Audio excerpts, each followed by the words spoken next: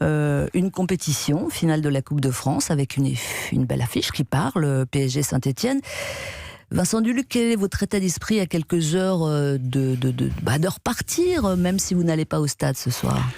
Mais c'est compliqué parce que, déjà naturellement, on a une attitude un sentiment un peu schizophrène par rapport à tout ça. On a envie de dire aux gens, faites attention, puis on a envie que la vie reprenne, et puis on a envie que le foot reprenne, mais on n'a pas envie qu'il reprenne dans ces conditions-là non plus, parce que c'est pas tout à fait le foot tel qu'on l'aime, et c'est pas tout à fait le foot qui fait qu'on parcourt le monde dans les stades pour partager et cette passion et ces moments-là. Donc c'est vrai qu'un Stade de France avec une jauge réduite à moins de 5000 personnes, mais c'est pas le Stade de France qui justifie nos pèlerinages habituels. Donc c'est ça le plus frappant, l'absence de supporters. C'est ça qui va manquer surtout, ou il y a autre chose ?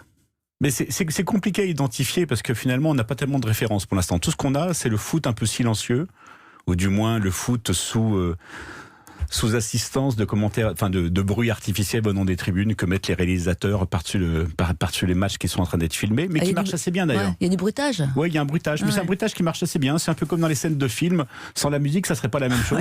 Et ben le foot, c'est pareil. Sans cette musique-là, c'est pas tout à fait la même chose. Mais avec cette musique, ça donne un peu l'impression que c'est un succès d'année, mais c'est quand même quelque chose.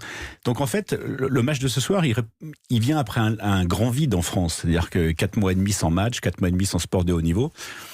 Donc il va au moins remplir un petit peu ce vide, mais le fait que les tribunes soient aussi peu pleines, ça rappelle que ça sera pas forcément une fête, que ça sera un match, mais pas forcément une fête. Ouais, et puis bizarrerie dans la bizarrerie, cette finale de la Coupe de France est diffusée un vendredi, là où habituellement c'est le samedi, mais place à Fort Boyard. C'est ça, c'est-à-dire que, oui, voilà, on pensait que le foot était quelque chose de central dans la passion, dans la culture populaire, et finalement, ça ramène peut-être les choses à leur vraie place, mais le foot arrive derrière Fort Boyard. Bah ouais, c'est comme ça, faut s'y faire.